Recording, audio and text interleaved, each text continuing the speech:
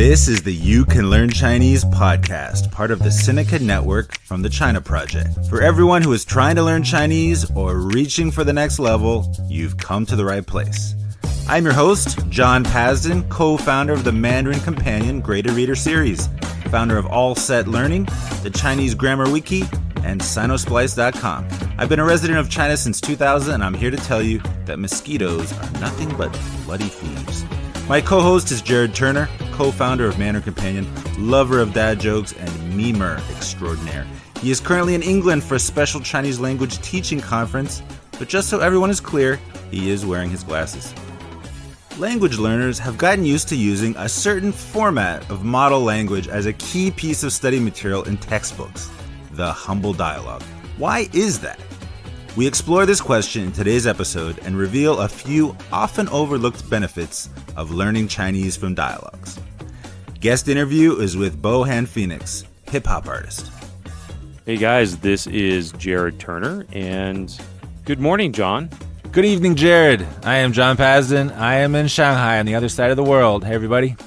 And hey guys, before we get into our episode today, I'd like to ask you to take a second, and if you've got a friend out there who is learning Chinese and you've been enjoying this podcast, we'd invite you to just take a second, send that out to your friend, message it to them, text it, post it, whatever.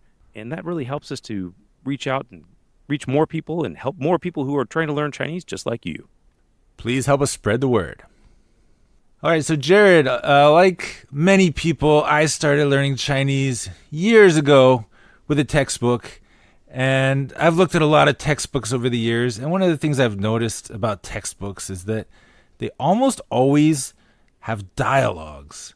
Like, the first chapter is the, hi, what's your name, dialogue, and it's just like chapter after chapter, dialogue after dialogue.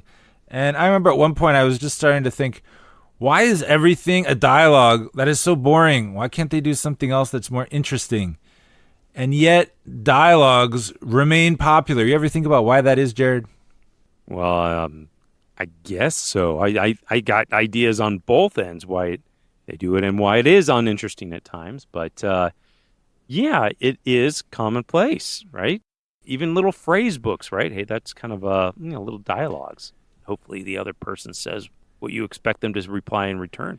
Yeah, and, I've been in this industry for a while. I got my start in Chinese Pod back in the day. I've got my own company, All Set Learning, Mandarin Companion now as well, of course. And I've tried a few things over the years trying to help people learn Chinese. And one of my ideas was, why do we need dialogues? We don't need dialogues. But the more I tried to sidestep dialogues, the more I realized they really are really useful. And there's a reason that every textbook uses dialogues. And so at Chinese Pod, of course, that was a podcast, an audio learning platform. And pretty much every lesson is focused on a dialogue.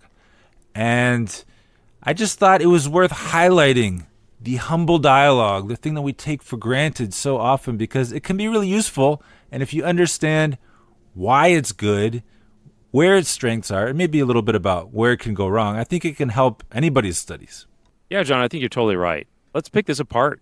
And so why do textbooks always have dialogues? All right, so I want to step away from the textbook example for just a second because I did a ton of dialogues at Chinese Pod. And one of the reasons I love doing that so much is because we could do like totally modern, up-to-date language. We could use new slang.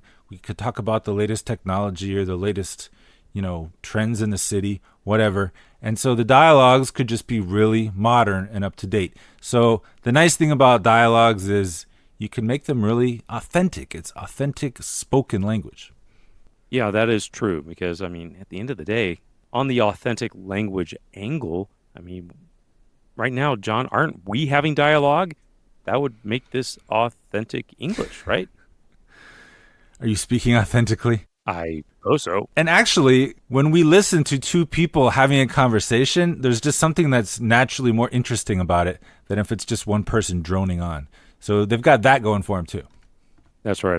That reminds me of the one time, John, you asked me to do a solo podcast. I'm like, ugh. Yeah, and I've never asked you to let me do a solo podcast. Not interested, thank you. Well, a second benefit of having these dialogues is I like to look at this as contextual learning. And me being an extensive reading type guy, I'm all about context, right? So, dialogues, they definitely provide that. It's not just some random string, the random sentence that, or a word that could be isolated on a flashcard. It's, you're getting the real idea of how the language is being used in the context, which is actually really important because, you start learning these also word pairs, sometimes those set phrases. And if you come across a dialogue where it's a situation you've been in, then that also helps. Maybe I could have used it this way, or I could have said that. So anyway, contextual learning for me, yeah, that's a really big deal. Yeah, and sometimes you want a really natural context between two native speakers, the kind of thing you'll hear every day on the street. But other times it's nice when the textbook or the audio, it manipulates the context so that we have a conversation that a learner just like you would have. And so, a dialogue makes this really easy. You get the context that you need, you put it in a dialogue, boom, you got good study material. Okay, so then the next one is, because it's a dialogue and it's naturally spoken, then you've got good, natural listening comprehension material. Because you could have any textbook that's just, a bunch of words, and then you could read it out loud. But, a dialogue is fundamentally like this spoken medium. So it is a great source of listening comprehension. And if you get good at understanding these dialogues, then if the dialogue is, natural and authentic, when you hear similar things, you're going to have an easier time understanding it. I guess that goes hand in hand with the next point, John, of being speaking practice, right? So you've got the dialogue, and maybe someone could read it for you, right? But you can also speak it. So that allows you some chances to really practice what it is you're learning. And you can do like role playing. You can, hey, you take this person, you take that, this role, and hey, let's practice speaking here. So it's kind of like you can get that from both angles, right? Yeah, and if the dialogue is natural, then hopefully there are lines in the dialogue that you could actually use verbatim, and it will still be useful. All right, well, John, we're going through these things here, but we talked about having something authentic, and listening comprehension, speaking practice, having like natural things. But what about those times when you got some sort of dialogue that feels a little contrived or not natural, or some of that even old stuff that's talking about, how to go to the post office, and which we don't do very often these days. Yeah, so a lot of times that's because the dialogue is outdated, but it could also be because whoever was writing the dialogue was maybe trying to cram in way too much vocabulary and way too much grammar, and it just ended up being this weird, not so natural Frankenstein, thing. But if the writer of the dialogue kind of really focuses on making it natural, then hopefully you won't have that problem. But I guess that leads into the fifth point of it allows you an opportunity to expand your vocabulary. And hopefully they're not trying to cram too much vocabulary in there, like you just pointed out. But those dialogues, they are great to introduce new words, new concepts, and not just that, new points of colloquialisms and grammar, idioms. Did I say grammar twice, John? It's okay. I don't mind a little grammar. But yeah, the thing about this vocabulary expansion is when they start to try to put too much in there, or when they start to put in words and expressions that maybe wouldn't normally be in this conversation, but hey, why not? Let's just load it up. That's not natural vocabulary expansion. So you want the vocabulary to be the most commonly used words for this situation, this context. And if you can learn them that way, then it's going to be much more natural and hopefully less awkward. Bonus point on this is do be careful when you've got sometimes a teacher or some of these materials try to throw in that their favorite Chengyu or something, right? It's, this is the one situation where you can use this. That has never gone over too well for me, John. Maybe I got it right then, but I'll forget it when it comes time. Yeah, there are a few useful Chengyu, but there aren't nearly as many as some textbooks would have you believe. Okay, but then the next point is grammar. So if, again, the dialogue is well done and the grammar is natural, then you have a good context to naturally learn the patterns of the language. Hopefully the sentences aren't too complicated because people don't normally speak in too complicated of a manner. And then you can pick up the grammar patterns that you need to express these, these ideas in these practical situations. Grammar, that's right up your alley, John. Chinese Grammar Wiki. Don't forget. 7th point here is cultural insight. So dialogues do give that opportunity to get a little bit of a window into the culture. Oftentimes they're going to be in, settings where you might oftentimes they're going to be in settings where you would encounter certain elements of these cultures. So that could be like customs or etiquettes or just everyday situations. Could be things in the country in China. So this definitely gives that opportunity for some cross-cultural understanding. And this is an interesting point, John, is that this does bring up questions at time for the learner. It's kind of like, well, okay, I understand all the words and, maybe I understand the sentence, but I don't understand why, this is happening, or I don't understand what is really going on in the situation. And that provides some good hooks for learning some elements about the culture. Sometimes that does take some explanation of a person who might be more familiar with the culture or a teacher, but they're great opportunities for learning that. Yeah, and I got to say, this is one area where some dialogues kind of make a few missteps, because if you want to teach culture in a dialogue, it is sometimes tempting to do that dialogue where it's like, hey, have you ever heard of A? A, what's that? Tell me about it. And the other person just starts lecturing. And it's like a little contrived. Yeah, it's like this little cultural, introduction paragraph disguised as a dialogue. And so that's kind of annoying. Usually not the most interesting dialogue to learn from. But when they're done well, dialogues can be really great ways to learn about culture. When they're done well. Okay, and then our last point, number 8, is that dialogues can be made engaging and enjoyable because it's people talking and they can be all excited and, and funny and angry and all those things that people do. And you can put that into the dialogue and you can still learn and it can be fun. Yes. And hopefully, right? And I think this is one of the challenges of writing good dialogues and having good materials, is that hopefully it is engaging and enjoyable, but in general, it can be.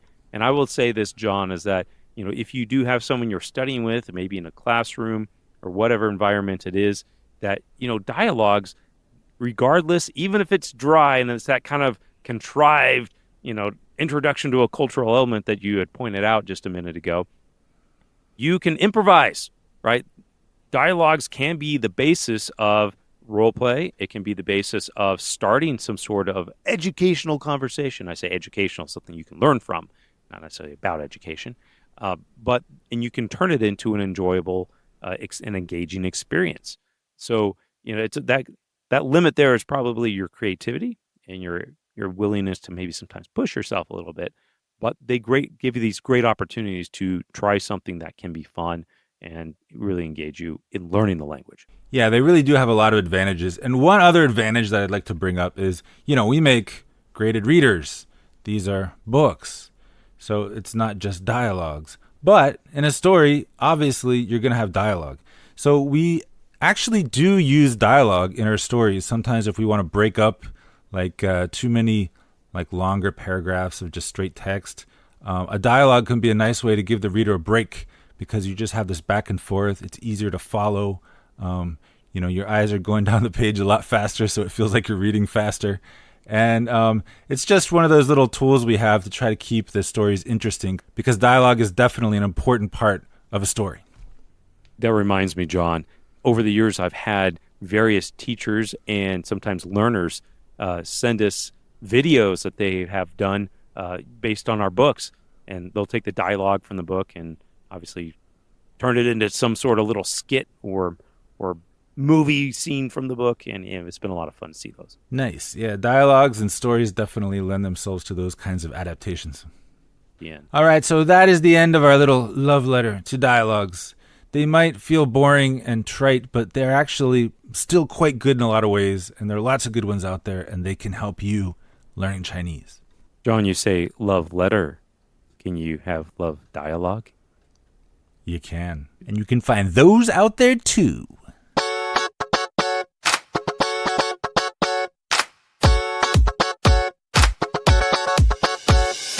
All right, now it's time for a word from our sponsor. And today our sponsor is Mandarin Companion Chinese Graded Readers. These are easy to read Chinese novels that you can actually read.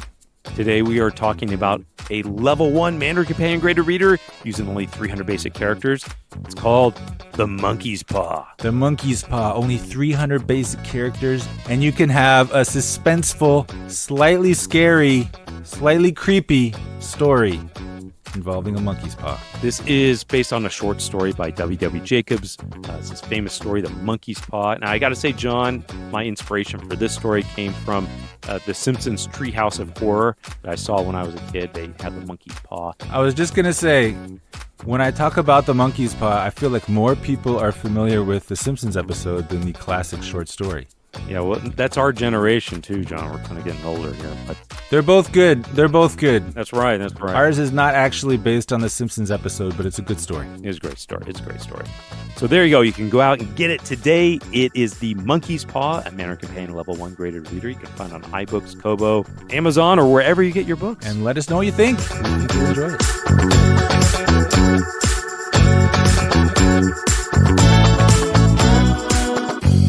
Okay, we do have a listener question. This listener review comes from Zoe Feldschen. Zoe. And it is a comment that she left on YouTube. It's the 10 worst pieces of advice for learning Chinese. So she says, I love how this episode takes a more comical approach to learning Chinese and addresses the common misconceptions that I've definitely heard about learning Chinese, such as needing to go to China to learn Chinese.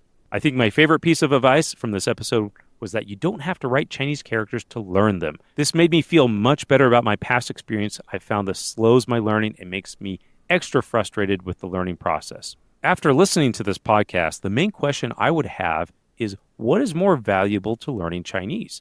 Speaking and conversing socially, or reading and comprehending literature? Good question, John. What do you think? What's more important? Speaking socially or reading and writing literature? I would say the more important one is the one that's more important to you. Fantastic answers from a fantastic guy. Well, thank you. And by the way, Jared, it's not as simple as like, well, if you're outgoing, you should learn to speak to people. And if you're introverted and like to stay home and read books, then you should learn to read. Because even though I am more introverted than extroverted, I do like to talk, and speaking Chinese is more rewarding to me than reading, even though I do like to read too. That's really good points. And I have to echo that. It's right. Follow your interests. Are you going to be in situations where you need to speak all the time? Speak and listen. Well, focus on that. If you are going to be a researcher and you need to really read all this stuff online and be able to translate that or give reports on it, then you probably should focus more on that. But I think at the end of the day, you're going to need to learn both to some extent, for sure. But yeah, as far as really enhancing and focusing your language in one area, I guess that depends on how you're going to use it. Yeah, actually, let me amend what I said just a little bit. Don't totally neglect one. Like people who learn to speak but can't read or write at all, they usually regret it, as long as they don't give up their Chinese. And then I don't know too many people these days who read and write but don't speak at all, but you don't really want to do that either. But if you find yourself emphasizing one, practicing one a bit more than the other, that's okay. Just, try to keep them both up somewhere similar levels. Duly noted, John. All right, it's time for rants and raves. John, what do you have for us today? Do you have a rant or do you have a rave? I have kind of a weird rave, kind of a retro rave. So Jared, do you remember all those shared bikes we had in Shanghai? Yeah. You scan a QR code to unlock them, and then you hop on. Yeah, Mobike. I love that. All right, so Mobike is no more. No. And I think back in the day, we weren't sure if this whole shared bike thing was going to last. Like maybe it was just a fad that was going to disappear after a year or two. And, COVID, ravaged Shanghai for a few years. But now that things are basically back to normal, shared bikes are definitely here to stay. So everywhere you go, you see the blue Hello bikes and the yellow Meituan bikes, which used to be Mobike. And so if you have both the Alipay app and the WeChat app, you can unlock any bike, and it is super convenient. And in fact, there are people throughout the city going around and redistributing the bikes because they tend to get all clumped in certain places, and then you can't find them in other places. And it just is it's working really well. Like a lot of people just don't even need bikes anymore because you can just get them everywhere. And in fact, I recently posted a video of some of the interesting bike collection methods. We can stick that in the show notes if you're interested. But shared bikes, I know not every city in the world is big enough to make them work, but Shanghai is making it work. I think Beijing still is too. So it's pretty cool. That's great. You had me going there for a second when you said Mobike is no more, but there's at least other ones. There are other ones. I think it's hilarious, John, over the years, how those things have evolved. I remember once they almost used to be just like littering the streets everywhere.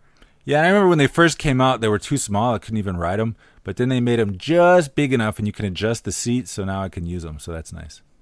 And I saw some instances where people were there's so many of them. They're like these graveyards of them, and then people were like taking them and chopping them up and turning them into like, two different bikes and putting them into making a tricycle out of it and stuff. Crazy stuff. Yeah, you occasionally see people using them as like barricades and stuff. But because they're so common, like people aren't like stealing them or anything anymore because they're just everywhere. There's no need. Well, good stuff, man. I love those things. Jared, it is your turn. Do you have a rant or a rave for us? Okay, I've got like a ravish rave? Wait, I thought you had It's a not rant. so rant. I was thought, okay, it was maybe going to be a rant, okay, because I come across articles all the time, and there's this one article came up in my feed, and it was from like the TED Radio Hour. It says, there's a secret to learning many languages, and it has nothing to do with smarts. And it was this polyglot up there speaking, and I'm thinking, all right, here we go again. Here's the secret formula. My secret to learning 28 languages, right? And so I went through this, and I'm like, and they started talking about, one individual that starts, learn a language in 3 months. I'm kind of like, oh, here we go. But actually I went through it, and it was pretty decent. And she says here that she organizes some polyglot conference, this girl. And she says that all these polyglots, they seem to have one common denominator. And it says that they simply found ways to enjoy learning a language. And that's kind of her thesis, if you will. She goes through some other things and saying, hey, you need to also have a discipline, if you will. She calls it a system, but I might say, yeah, it's discipline, system, yes, something sticking to it. But her real focus is on actually really enjoying the language. And so, yeah, I have to support that, because at the end of the day, if you're enjoying it, if you are having a good time, it's something, it's self-fueling. It's something that kind of perpetuates itself. It's almost like if you stay disciplined and you stay focused on learning a language and you enjoy it, it's almost like you can't help but learning the language. Even if you're not using like really great methods, you're still going to learn the language, or at least to some level of proficiency. So, I got to give a little bit of rave to this. So I should specifically, the video, it's an article, TED Radio Hour. It's The Secrets of Learning a New Language by Lydia Makova. And we'll put a link in the show notes there. And I guess actually there's like a TED Talk video, and there's also like a TED Radio Hour thing called There's This. So we'll put that in the show notes. It's a good little listen. Good reminder to everybody. Say, hey, if you're not enjoying this, find out ways to make it more enjoyable for you. And if it's drudgery, you need to make sure you find your purpose, right? Your reason, and make it enjoyable. You totally spoiled that secret, Jared. Totally spoiled. Spoiler alert. All right. Enjoy your Chinese, people. Enjoy it. This interview was first aired way back in February of 2022. It's with Bohan Phoenix, a bilingual and bicultural hip-hop artist. We hope you enjoy it.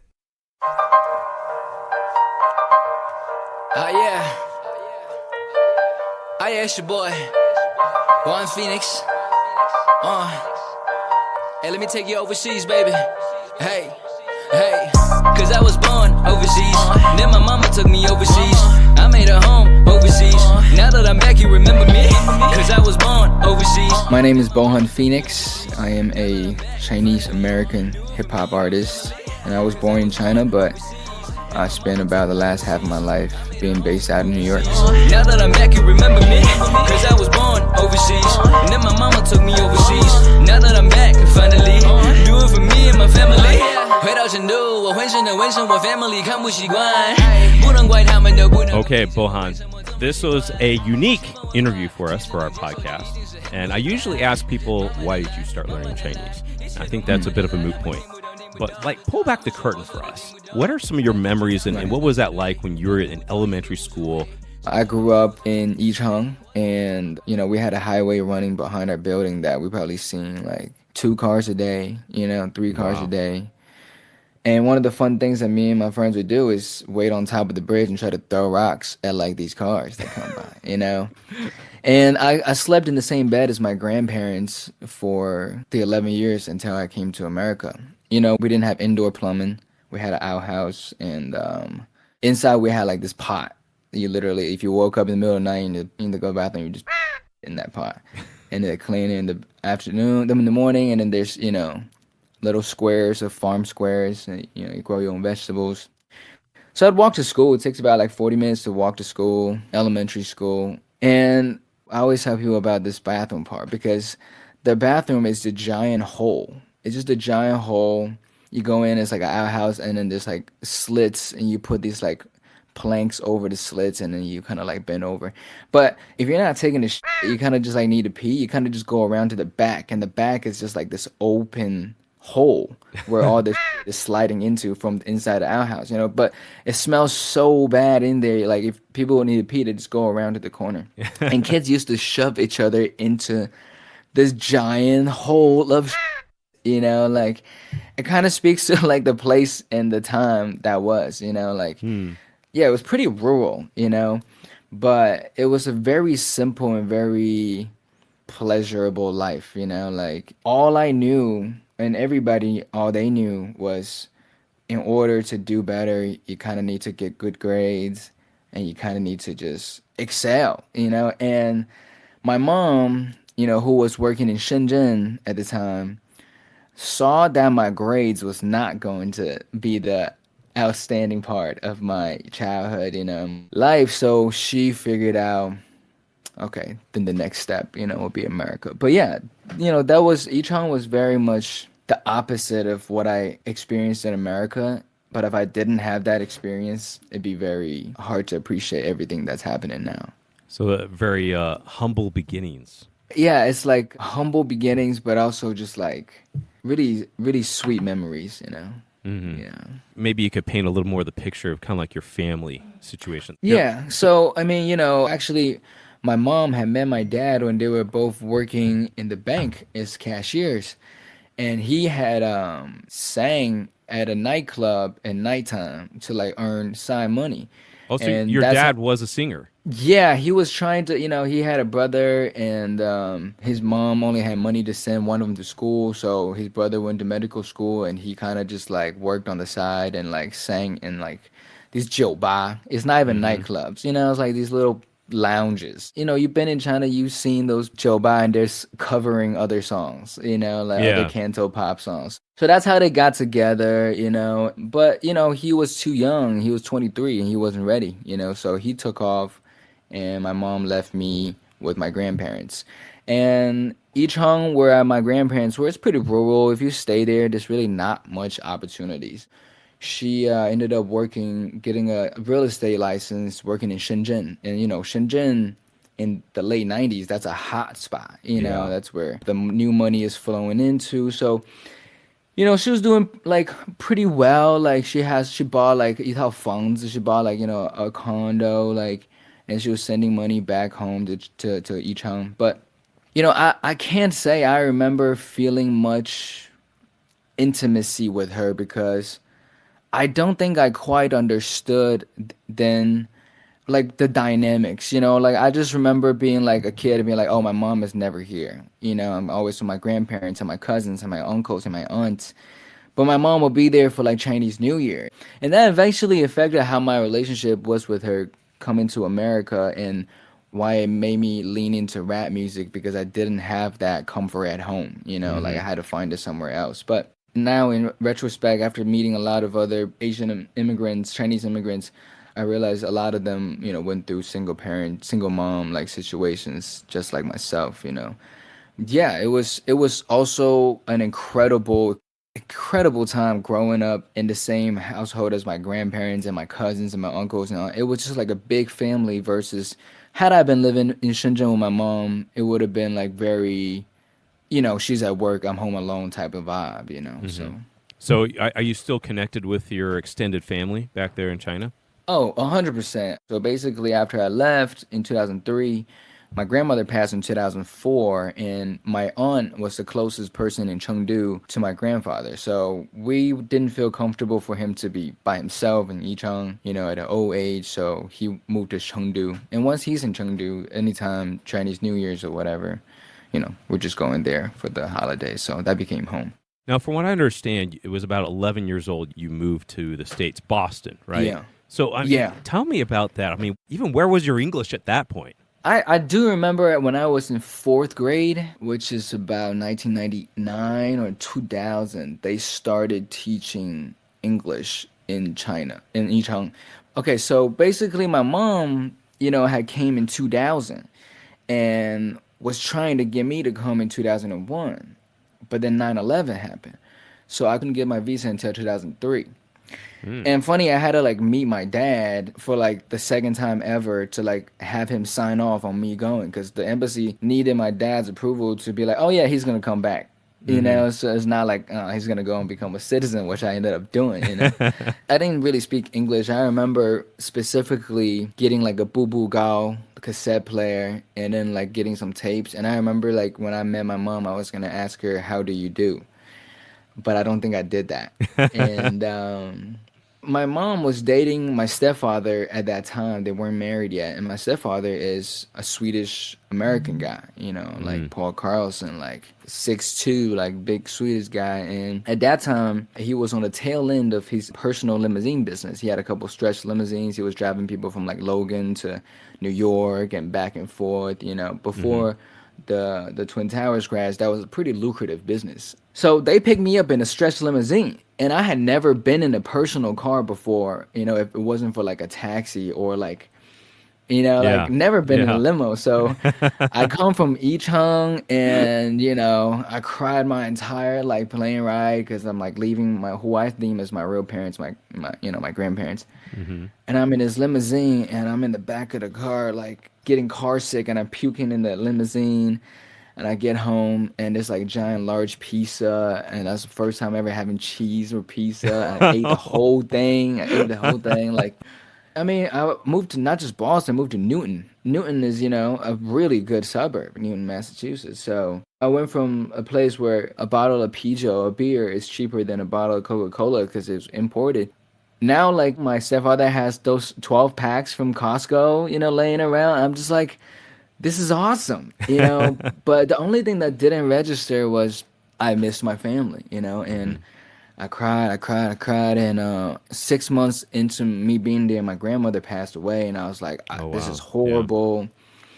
So the next summer, my mom was like, look, all right, I'm gonna, go back to China. If you like it there, then, stay there and we'll figure out a way. And so I went back, and about 2 weeks in, I was like, nah. I miss my own bedroom. I miss all of the snacks, all of that, So that was pretty much the immediate reaction. Wow. Culture shock, right? A lot of people who listen and follow this podcast, they sometimes have been to China, right? And so there's that culture shock. But, not as often do people think about, a Chinese person coming to another country, right? But that sounded like it was a really big change for you. It was the opposite, complete opposite. So, Bohan, tell me a little bit what it was like going to school. I can only imagine those challenges, all right? Because you came from China. I guess your English at this point is very little. None, right? Yeah, none. Yeah. I mean, what was that like, being in school with all the other kids? And maybe there were some other Chinese speakers there. I don't know. What was that like? The challenges didn't really present themselves in the actual English learning process. So basically, Newton, Massachusetts had a really high population of Asian people, especially Chinese people. So they had a really good ESL program, English Second Language. And they had a Chinese translator that came to all my classes with me. Wow. Yeah.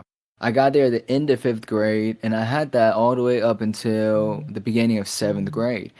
And on top of that, my stepfather was American. So being in the household, my mom was working from, 7 to 10 at this medical lab. So I was being taken around by my stepfather, taking me to school when I'm not taking the bus. He figured that like it would be good for me to have my own community, like if I missed China. So he took me to do martial arts in Chinatown. I did Wow. that for like 7 years. And then my mom had me watching movies and cartoons, just to kind of like repeat things back. The language part came pretty fast. And there were other Chinese American kids, but I think I was probably the most Chinese out of all of them. Like they were all pretty much assimilated. And that was my part that I was having trouble with, because I was also going back to China every year to see my relatives. So I'm growing up, hitting puberty and understanding life in a time where I'm like starting to gravitate who I am and what I am. And most of it was towards American ideals, And then when I go back to China every year, I'd be like, people don't hold the door for each other. People don't. All these Western ideologies start kicking in, and I start having like this inferiority complex about like how people are in China versus how like American people are. Of course, that was before I understood the nuance of everything. But at that time, I remember thinking, like I like the American side of myself a little more. So that was like something that I was trying to figure out. But at the same time, I was too shy to actually assimilate myself. Up until I joined a gospel choir in 10th grade, I ate lunch by myself in an empty classroom. I had a friend that was also Chinese American buy lunch, bring it to me. And then like my high school had this long hallway that connected all the smaller hallways. So that's where everybody hung out. And if I had a school on one end of the hallway and a class on another end, it'd be too terrifying for me to walk through all the kids and popular kids or whatever. I'd be like so self-conscious. I would leave the school on one end, walk all the way around the fields, and then walk back on the other end, like it wasn't anybody was bullying me. Nobody was mean to me. Like people were really nice to me. I just wasn't sure like what kind of identity I wanted to have. And all of this wasn't coherent at the time. This is all looking back in hindsight, but I just remember like when I found out about rap music, I just dove straight in because came across it while watching movies to learn English, saw 8 Mile, saw how Eminem was able to use this music to gain confidence and camaraderie in a world that he's completely oscillated by. And for how young I was, I gravitated to the fact that his dad wasn't there and he had a stepfather, and my dad wasn't there and my stepfather, had a loose temper because he was an alcoholic for, however long, and worked in Alaskan pipelines and like was a Hells Angels member, so I just gravitated towards all of that. I remember going to school with like a do-rag for a week until like they called my parents. They're like, yo, like Bohan is coming to school with hand-drawn tattoos on himself. I would write like the D12 and all that, and this is before I fully was like conversing in like fluent English, so that was really my transition into confidence. Yeah. So what did your mother think about this whole situation? I mean, not just about, drawing tattoos and stuff on yourself, but even about how, I guess, you were lacking that confidence at school and maybe and how that transition, how that kind of roll out and your parents interacted with that. Me and my mom had an interesting relationship because she wasn't there. So when I came here, she felt like she needed to give me more leniency, wanted to be not so strict because she didn't feel like she had the right to. She would tell me, obviously school important, like all these stuff, but she never told me not to explore what I was exploring because I was so young. She probably just thought it was a phase. And she was working so much, and I was just kind of just doing my thing, and there wasn't that much resistance from either my stepfather or her. I think the resistance came more later on during college, and when she's realizing I'm about to graduate college and I'm not really looking for jobs, that's when the urgency kicked in a bit. But at that time, I think she just wanted to be a very loving mother. Thank God, she didn't support it, but neither did she went against it, you know. And then when I joined a gospel choir in 10th grade, basically I wasn't a good singer, and my choir director, you know, this like classically trained jazz saxophonist that teaches chemistry at Harvard, like really amazing guy. And you know, he's like, look, I heard you like to rap, but and if every time, you know, we have a school concert, you write a verse about God, about love, you know, and you perform it, we'll back you with a band in the choir. Wow. And that's when I performed the first time, you know, with my choir behind me and my mom in the crowd and parents are very supportive, you know, like suburban parents, you know, Yeah. clapping along. But for whatever it's worth, whether their validation was genuine or not, it gave me the confidence that I needed to walk down that hallway finally and start dating girls. And you know, and I think she saw that, and you know, she was like, all right, I'm gonna let him keep doing this thing, you know. It sounds like this was your first step really into music, right? Creating something, you know, and singing and Yeah. performing, right? I mean, but that's the thing, like that was my first time performing in 10th grade, but even in like 7th grade, 8th grade, I was leaving myself voicemails to with the beats playing in the background, and I'm rapping to about 15 seconds of it. And I remember taking Eminem songs and just keeping the everything, rhythm, syllable, all the same, and just changing the words, you know, like I think the creative part started like even earlier than that, but that was the first time I found a way that made sense for me to actually express it. You know. At what point did you decide, I really want to pursue this? I really want to create music? I mean, in high school, I got a caddying job, and I was doing 2 loops a day for the entire summer, every weekend, to get money to buy a laptop and a microphone and a cheap interface. So I would like to think I had that thought at that time in high school. But you know, I think it was after college, and I tried to get some jobs with my economic degree, but because I didn't do any internships, and every other NYU kid did a million internships, and I was just making music or whatever, like I ended up folding jeans at Lucky Brand Jeans for a couple years, and I was just like coming home so tired and like don't really have much energy to make music. I just stopped that. And I think that was like 2015, yeah. And that's when I dove, you know, 100% into making it my job. And I didn't make any money until maybe 3 years after that, you know, so. The plight of the starving musician is it's real. Yo, but see, that's the thing. It's like, man, thank God I went through all of that. Yeah. Though. You know, it's the thing. It's like, I recorded my first song in 2007. I released a 15-song tape in my high school in 2008.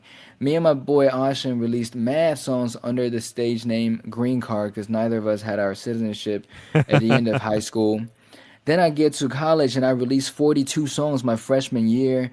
Then another 18 songs myself. But none of those, no one gave a fuck about. And no one cared about my music for so long. But I started so young at such a pure like angle, and so blessed to have done that I developed the patience that a lot of artists today starting out don't have. And this patience and this understanding of this journey and understanding of the people that I've met and the places that I've been and the stuff that I've realized about myself has been the biggest rewarding thing. So if Grammy never comes, if whatever never comes, I am so satisfied. You know, like the plight of a starving artist and all of that, if you can come out the other side, man, you got a bag full of treasures. What the journey is teaching you, and that's kind of what I'm hearing from you. Yeah. 100%.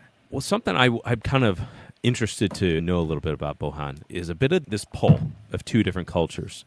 You talked about, you know, hey, leaving China, coming to America, going back, and then still not being sure where you are. And I sense that even your music has helped kind of bring some of that together. So maybe you could talk a little bit about some of those challenges you've had in kind of bridging or bringing these 2 cultures together. I think pretty much after I got to college, the idea of, you know, I'm just American is pretty much settled. That I have family back home in China that I go and visit every year. And it's pretty much is where I left it. And there were more important things about like getting with girls and like making music, you know, like that's the mind of a 21, 22-year-old, right? Like, but it was through like, you know, everything's imitation, like, you know, walking, speaking, you copy. And for me, I was copying my favorite rappers the longest time, just trying to impress people with how well I can rap, what kind of metaphors I can come up with. But it just didn't resonate with anybody. It's like, oh, all right, here's somebody that's just trying to rap like Eminem or rap like, Lil Wayne, right? Like, then I realized, okay, why do I like these artists? I'm like, okay, because the stories, that's what's gravitating me to them. So I started telling my own stories. I started adding elements of my culture, Chinese and all that. And that's when it's starting to click with listeners. I've been going to open mics since the first week I was in New York. That's when I started to embrace more of not that I rejected the Chinese side of me, it just was on the back burner. But at that point, I realized that understanding who I am and embracing where I'm from will help me do what I need to do in America and help me grow as a person in a more meaningful way. And after I started putting that kind of energy and that kind of music out there, the bilingual music, me and my roommate, Jackery, at that time, 2015, we put out a 4-song kind of funky hip-hop EP with me switching back and forth. And then this producer, Howie Lee, in Beijing, found my music and was like, yo, you should come out to China and perform. And so that started chain of reaction of me not just going back to China to see my family, but now I'm also going back to perform. And that's when I started diving deep. I had this concept, too foreign for here, too foreign for home. Because when I go back to China, I look Chinese, but just by my tattoos, the way I dress, the minute I open my mouth, you can tell I had spent time overseas, Hua. But I'm in America, like, no matter how well assimilated I am, of course, what I'm saying, like, the idea of the perpetual foreigner, for Asians. So that kind of resulted in both the cheerful songs like Jia La and also the more introspective songs like 3 Days in Chengdu and Product. And that's how I kind of been like figuring out what it all means and concluding at, instead of using it as like a point of stress, I kind of use it as a blessing. I mean, damn, like, I'm sure you look at the fact that you were able to spend that significant amount of time in China as an advantage to who you are as a person. You know what I'm saying? So, yeah, so that's kind of how I came to terms with it. And since then, it's just been opened my eyes to, different type of possibilities, both in the creative world and also in just how we can get along as different tribes of people, obviously, but also as the same tribe. And that's kind of like the goal of this music, is to break down this misunderstanding. How do you approach some of your songwriting? I'll preface this a little bit. Like, I've listened to a bunch of your music, and right away, man, when I heard like a rap song, you're rapping in English and then you switch to Chinese, I'm like, whoa, that was cool. Yeah. That was awesome. But how do you approach that songwriting process and mixing in, the two different languages?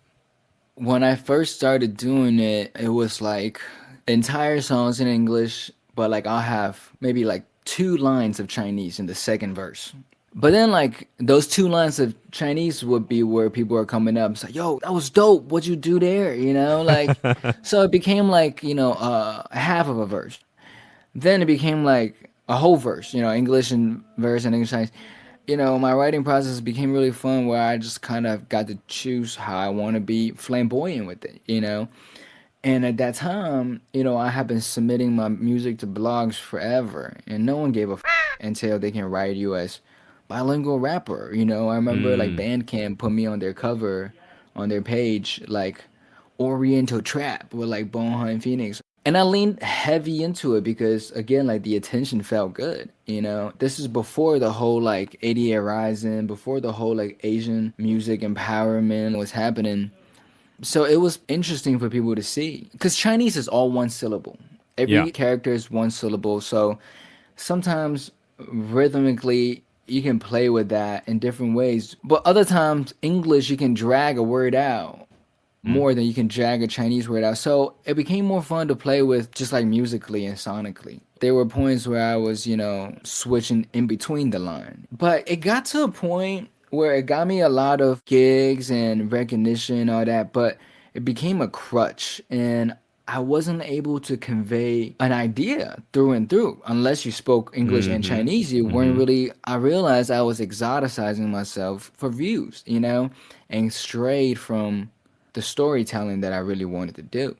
So I kind of dialed that back eventually. And now I kind of just think about it as like, when is it appropriate for me to say it in what language, instead of just being like, I rap in English and Chinese, like, and try to like make every song a selling point, Yeah, and to make it yeah, less of a gimmick, I guess, right? yeah, exactly. What kind of role do you hope to play in being able to kind of bridge these two cultures? I'd say two cultures. I mean, we could even just say general West, right? Yeah, But, yeah. and there's a lot of sentiment these days. They're opposing between two different cultures and two countries, really. So what kind of role do you hope to play? So a quick story. So my aunt in Chengdu has never been to America. And, in China, the news you get about America is pretty narrow visioned. Like you probably hear about Heianqu, the black people area, which is the poor inner cities. They see news about all of that. So I remember when I first told my family, oh yeah, I live in New York, I live in Brooklyn, and she looked it up and said, oh, that's Heianqu, that's dangerous. Like black people are dangerous. Like, you better be careful, And no matter how I would explain it to her, there wouldn't be any context, because in her mind, the news knows better than Bohan, who doesn't even have a job after college, like covered in tattoos, making music. And this is before rap became a mainstream thing in China, obviously, So when I brought four of my friends, musician friends from New York to tour China with me, two of them are black, and Ralph is 6'3", 280 pounds, giant afro. He's my tattoo artist, like Yeah. we all crashed in the living room of my aunt's house. And she wakes up early to walk the dog, and she's walking past Ralph in his like shorts and t-shirt, passed out, And at the end of the week, she was in love with Ralph, and she calls him Raph, and Zaka. And word for word afterwards, she's like, wow, black people are so nice, So all this misunderstanding, man, it's like, man, I had the misunderstanding growing up in America about China. Like I thought like, oh, Chinese people are just more rude, Chinese people are just blah, blah. Then I realized, okay, there's 4 times more the people. If there's 4 times the people, there's that many more bad players. And on top of that, the whole emphasis on like being nice, like smile at people, holding a door on the Western side, a lot of that is just a way to hide your own uncomfortable feeling, like a lot of it's like, oh, hey, nice to meet you. And then walk away, it's like, oh God, like what is she wearing? Like stuff like that. Just way more petty personal insecurities that lead into all these niceties. I remember being in China once, like, hanging out with higher brothers, and I go to their friend's house, and I'm in there like, hey, what's up? I'm Bohan. Hey, what's up? Hey, what's up? And they're like, oh, hey, yeah. They don't do that whole shit. Like, they only do that if they deem you as, like, stranger, If they see you as friendly, they don't do all that. It's a real vibe, So all this misunderstanding that people have until you get to a place, until you got to experience the people there, like, and the role that I hope to play is just communicate as eloquently and as clearly, like the compassion that I have to respect myself and respect others and respect what we all do. Like, like take the criticisms when they come, because I do get criticisms about being Asian and rapping, and not from the black audience, from Chinese people and white people. Oh, really? Like, yeah, like I remember one time going to perform because they invited me to Oberlin College in Ohio to perform for their like Chinese Student Association panel, and I remember they're like, hey, can we have, a culture discussion panel before the show? I was like, yeah, sure. And I show up, and it's just all Chinese Americans, not a black person, not a white person. I'm just like, okay, and we're talking, and they're like, so how do you deal with yourself as like a Chinese rapper? I'm like, what do you even mean by that? They're like, well, how do you, navigate this world, like, because hip hop is for, black people, I was like, listen, my name is Bohan, your name is Michelle, like, and like we just came from a restaurant that served Japanese sushi and Korean food at the same time. I challenged so much of what their ideal is, what it's like to be Asian American, that they both were fascinated enough to invite me and pay me to perform, but also wanted to be like, so how do you feel about doing this? Like, For me, everything is intentions. It's like saying like if black people start doing Shaolin martial arts, it's like, why are you doing that? It's like, oh, because I appreciate and I love and I want to be a part and I want to learn. So like it was a very eye-opening experience because all the times that I performed at Apollo Theater, lining up for hours waiting to get in on an amateur night, and then I'm in line with only black and Latino performers. And they're like, "What are you doing?" I'm like, "Oh, I'm here to rap." They all are skeptical, and until I go on stage and my attitude is right and I come correct, they see that like, oh, he just really likes this. And then if you're just a good person on top of try to do the best you can at what you do, it's just easier to navigate all this criticism because you have a better context of what you're doing. Wow, that's cool. The thing about this entertainment, right? At the end of the day, it's the audience likes it or not. Right. I can see that. It's a little bit less of, hey, what is your race or culture or whatever? It's more of like, do they like what you're doing? I mean, sometimes people don't know what they like until you do it too, And I have to be honest, like I never made music to try to get people to like me. I've always made music that I thought would be super dope and interesting. But definitely there were points where I just stuck with one thing because I realized people liked it. And those were the times that I was the most stagnant creatively, I would say. So something I also just kind of interested about Bohan is bridging kind of two cultures, two worlds, but also your family, and especially your mom.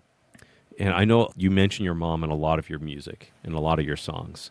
And so what kind of role does she play in your life today? And what kind of influence has she played in writing your music? I think once I realized the only way I could stand out is just by being me because no one has my story except me. That's when I leaned into inspirations from my life. And more often than not, a lot of things come from my personal relationships. And a lot of that comes from the complexity of me and my mom's relationship because up until college, I never told her I loved her. I never kissed her on the face. It was a very cold, but also just distant, kind of vibe. Like we did everything together, New Year's, Thanksgiving, all that. But it was like, yeah, this is my mom, and I'm her son. But there were times when we fight, and I'm like, you're not my mom. You were never there. It wasn't until it was an acid trip one time, and one of my best friends at the time, we were talking about it, tripping out on acid, and I was like, yeah, I just, I don't know. Like, he's like, bro, like, I don't know if I could be friends with somebody that don't love their mom. And I started to try to, like, explain why, and he was like, bro, like, think about how hard it was for her to be away from you than it is for you to be there with your grandparents and, like, thinking about she wasn't there. And then now, after she's came to America, not speaking a word of English, transitioning from real estate into biochemistry and learning English and biology on her own at the same time. And he broke it down to me, and with the inhibitions aside, I was like, wow. And since then, me and my mom have became best friends. We talk all the time, joke around all the time. I mean, one of the reasons why I feel so level-headed, I just feel confident because I have such strong rocks in my world, like my friendships and my mom and all that. So I got to know, how does your family, especially your Chinese family, how do they view your music now? They don't really understand much of what it is, but they know I'm making money from it. And my cousin, who's younger, late 30s, she knows like the Vavas, she knows like the stuff. So she knows that like, oh, Bohan puts music with them, so he must be doing okay, I don't know. To them, they still just think it's something not as stable, but A phase, maybe. yeah, they don't think it's a phase anymore. Now after all these tattoos, yeah. They're over that. Yeah, they're over that. Well, Bohan, where can people find out more about you, and where can they find your music? Pretty much all my handles is Bohan Phoenix or Bohan Phoenix, and then I'm on all the streaming platforms, so whatever is easiest. And for people that want to buy the files, I'm on Bandcamp as well. And I have my first full-length album coming out this year. It's finished, and yeah, excited for that. And will you be doing any touring in the future? I mean, COVID restrictions, if it allows, we'll definitely be doing some shows for sure. Well, that's great. Well, hopefully you'll be coming to a city near whoever's listening. Yeah, trying to go everywhere. But before we wrap this out, I do want to share. Sometimes when I am teaching basic stuff to my like English-speaking friends, for example, like I remember being in China with my bandmates and teaching them how to say "谢谢." You know, they would always be like "xi," and I'd be like, say like I was always be like say shit twice, but without the T, and they're like shit, and they nails it. They nail it every time, and that was one of the ways I was learning English. Actually, was writing the Chinese sonics next to the words to kind of remember it like that. And just as a side job for like a few months, I was teaching Chinese on this website called Varsity Tutor. Mm-hmm. It was pretty elementary type of teaching, but I remember teaching this Japanese lady. She had a chauffeur driving her in from Greenwich Village to Union Square. One time I just remember, because, you know, growing up in China, all you get is anti-Japanese sentiments, you know? Yeah. So I had always wondered if Japanese people felt the same way. And I remember asking her, I was like, hey, like, what is making you learn Chinese? And she said, you know, my father's Japanese. He's a very proud Japanese. But he said in order for us to be the best Japanese that we can be, we need to understand that all of our shit came from China, and we need to understand Chinese. And I was like, wow, that's very, very interesting. That's a pretty neat story, especially from Japan. But a lot of Japanese do speak Chinese. That's also another interesting thing, too. All right, Bohan, so we'll be looking for some tour dates in the future. But in the meantime, we'll check out your music there. And I know we can also do some things to support you on your website. And I really hope you get out there making more music. And I'm really happy to hear all these wonderful songs that you've made already. You know, it's wonderful songs. But, you know, it's like stuff I think is really cool. Really appreciate that. Well, thanks for being with us today. All right, Jay. Thank you. You have been listening to the You Can Learn Chinese podcast. Help us spread the word by sharing this with your friends, classmates, teachers, cousins, MC, host, presenter, waiter, maitre d', concierge, butler, and that one bloke named Ren. Please subscribe to our podcast, share it with a friend, and if you enjoyed this episode, leave us a review. You can also reach out to us at mandarincompanion.com or Mandarin Companion on Instagram, Facebook, Twitter, TikTok, etc. Apologies to John Cena, we just ran out of time. The You Can Learn Chinese podcast is usually produced by Jared Turner, and our editor is Kaiser Guo. Interview editor is Dominic Edgley. I'd like to thank our special guest, Bohan Phoenix, and of course, thanks to my co-host, the man, the dad joker, the memer, Jared Turner. I'm John Pasden. Catch you next time.